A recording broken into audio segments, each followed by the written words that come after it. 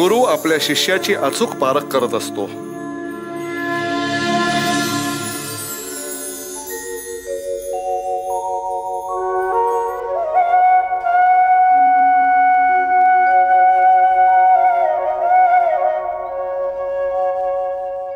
सोळ्या, काय रे, काय झालं?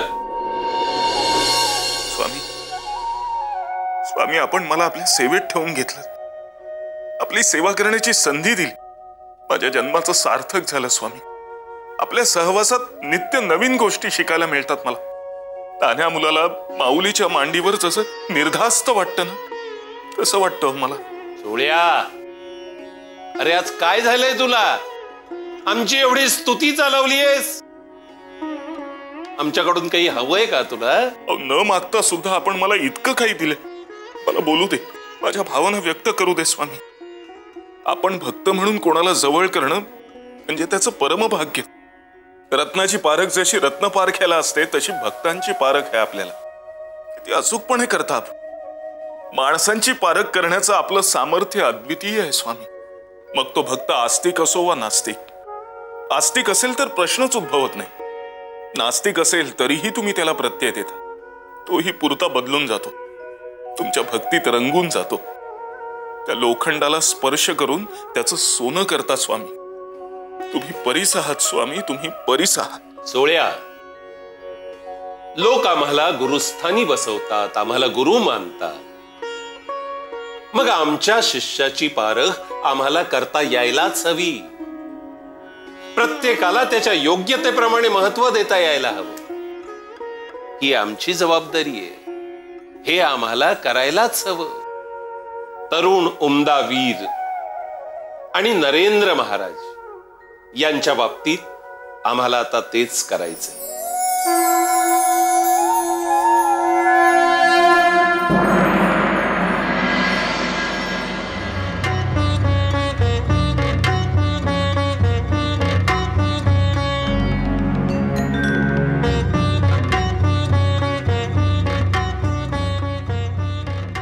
बोला मुनीमजी। मुजरा महाराज, महाराज आपण सांगितल्याप्रमाणे अंगरक्षकाला घेऊन आलोय। बघा ना, अंगाने धष्टपुष्ट असलेला हा पैलवान यानं भल्या भल्यांना कुस्तीत चारी मुंड्या चीत केलाय। याच्याकडे बघितल्यानंतर सुद्धा बघा ना कशी दहशत वाटते ते। हा माणूस जर वाड्याबाहेर राहिला तर कसली धास्तीच नाही।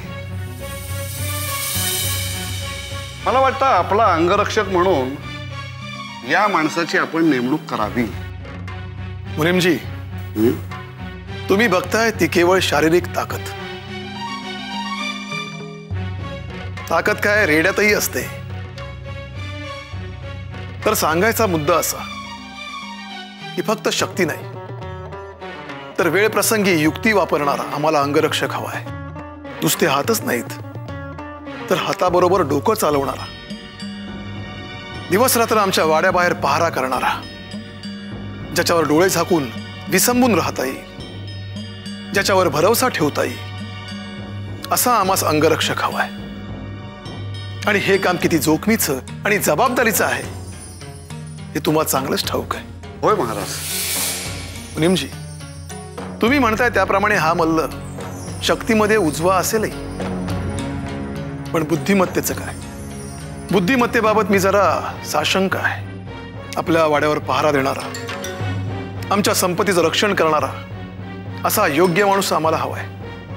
आणि हे काय येऱ्या गाबाळ्याचं काम नाही, आणि तो निरखून पारखून घ्यायला हवा। गेले कित्येक दिवस आम्ही त्याच्या शोधात आहोत, पण मनासारखा अंगरक्षक अजूनही आम्हाला मिळत नाही। महाराज, असा माणूस आपल्याला नक्की मिळेल।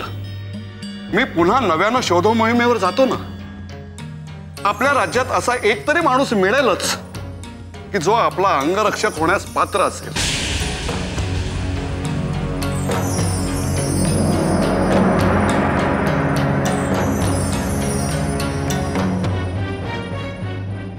कोण असेल तो?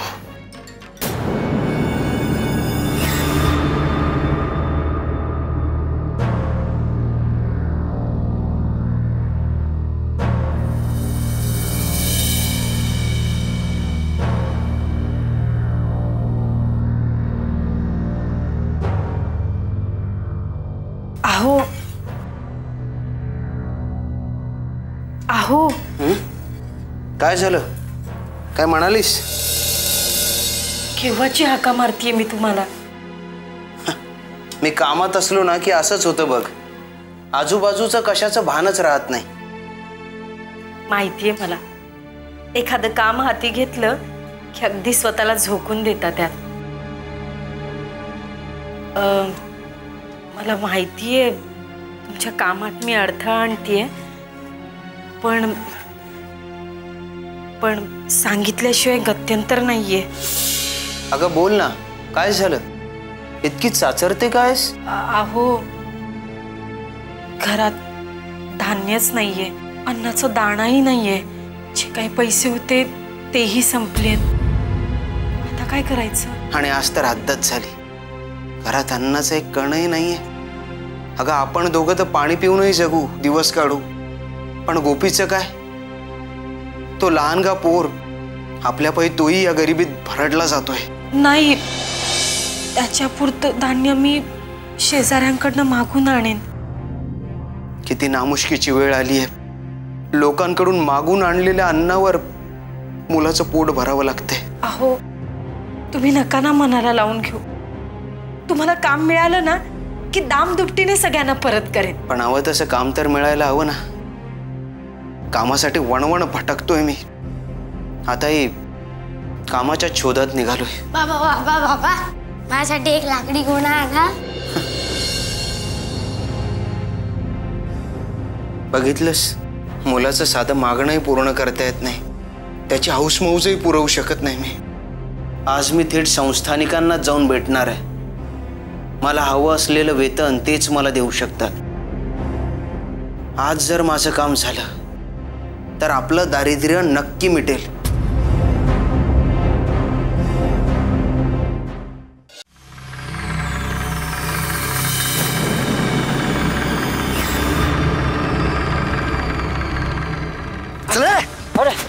तुझ्याकडचं काय असं नसेल ना, मोकळं द्यायचा प्रयत्न कर. थोडे कुठं अरे थोडं म्हणतो ना तुला.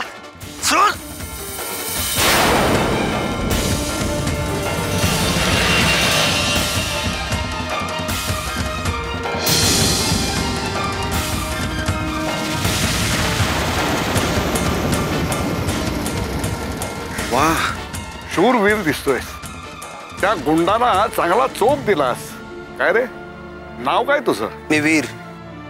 मला नरेंद्र राजांकडे जायचंय. नरेंद्र महाराजांना तुला भेटायचंय? कशासाठी? मी कामाच्या शोधात आहे खूप दिवसांपासून. बरेच दिवस झाले मला मनासारखं कामच मिळत नाही. आता शेवटचा पर्याय म्हणून मी नरेंद्र राजांकडे चाललोय. पण वीर, महाराज सांगतील ते काम तू करशील? माझं नाव वीर आहे आणि एखाद्या वीराला शोभेल असं तर काम असेल तर मी ते नक्कीच करेन.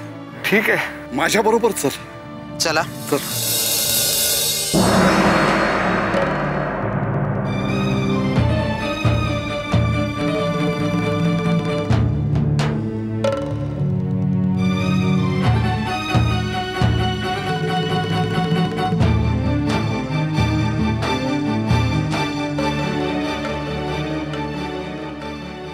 महाराज, मी म्हटल्याप्रमाणे या माणसाला बरोबर घेऊन आलोय. आपल्या रक्षणाच्या कामासाठी हा माणूस अगदी योग्य आहे.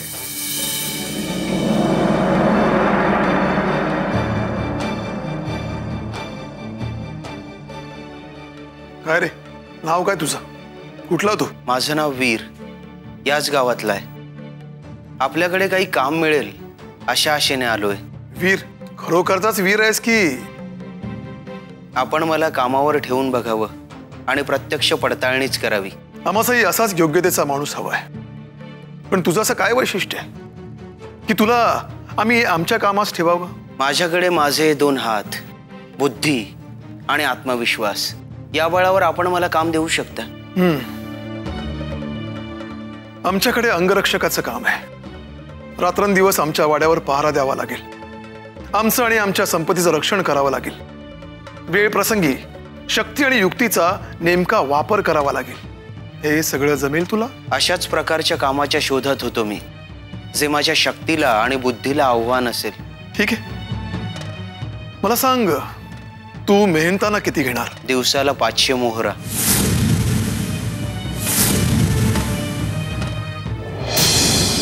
500 मोहरा शक्य नाही.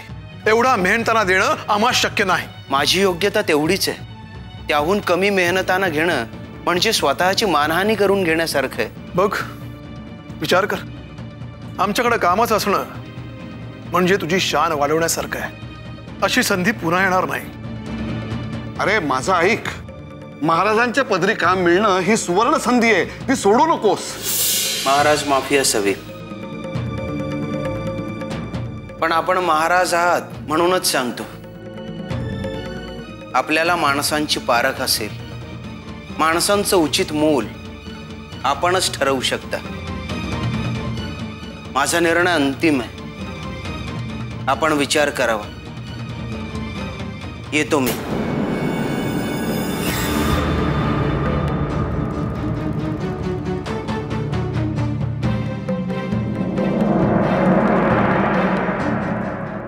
ये राजा. एवढा चिंताग्रस्त का? तुझ्या कपाळावर काळजीच्या रेषा उमटलेल्या दिसतायत.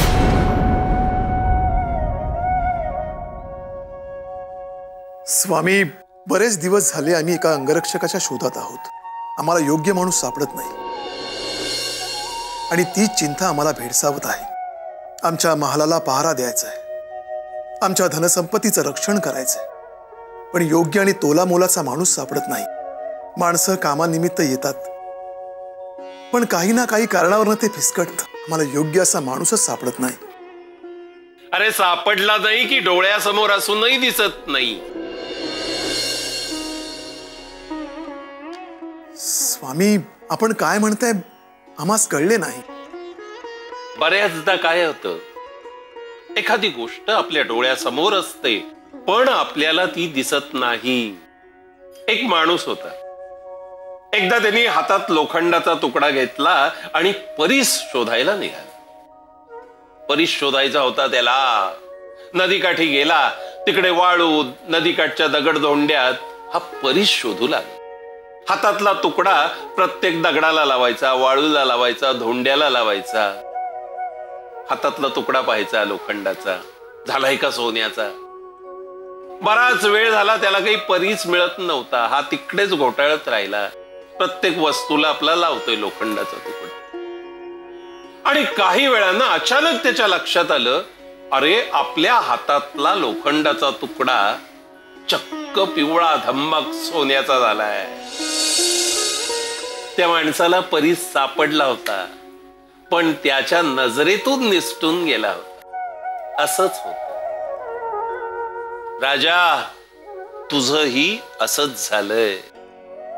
आणि राजा, हे सुद्धा लक्षात ठेव, आपल्याला एखादी चांगली वस्तू हवी असेल तर त्या वस्तूसाठी दामही चांगलं मोजण्याची तयारी ठेवावी. आवळ्याच्या मोलात कोहळा घेऊ पाहशील, ते जमणार नाही. योग्य माणसासाठी त्याचा मेहनताना सुद्धा तेवढाच योग्य मोजायला हवा. स्वामी, आपण म्हणता तसे योग्य माणूस आमच्या समोर होता, पण कोण होता? सोच सोच, तुझे पता लग जाएगा.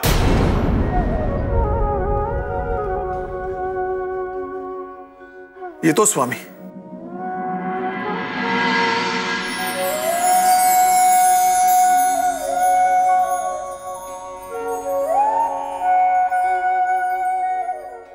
कस्तुरी मृगासारखी अवस्था झालेली आहे तुझी राजन. हे बघ बाळा, मस्ती नाही करायची. हा, आपल्याकडे पैसे आले ना, तुला आपण गुरुकुलात पाठवू. आम्ही खेळलो. अहो, काय झालं? काम शोधण्यासाठी गेला होतात ना? अगं हो, नरेंद्र राजांकडे गेलो होतो. हा, मग काय नाही, हात हलवतच परत यावं लागलं. काम मिळालेलं नाही. का? मनासारखं काम नाही मिळालं?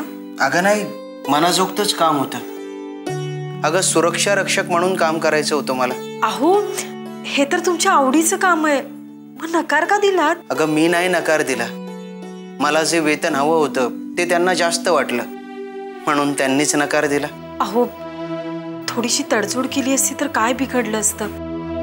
आपल्या परिस्थितीचा तरी विचार करायचा होता. अगं आपण जीव ओतून काम करतो ना, मग वेतनही तसंच घ्यायला हवं. एकदा तडजोड केली की आयुष्यभर तडजोडच करावी लागते. म्हणून हा मोह वेळीच टाळलेला बरा.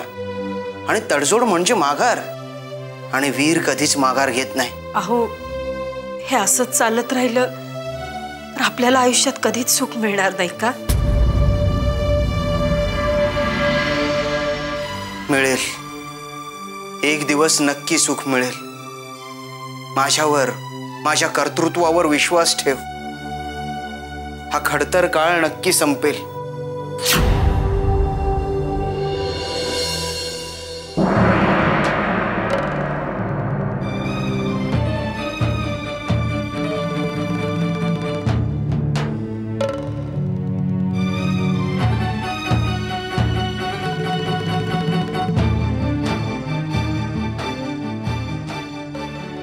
महाराज,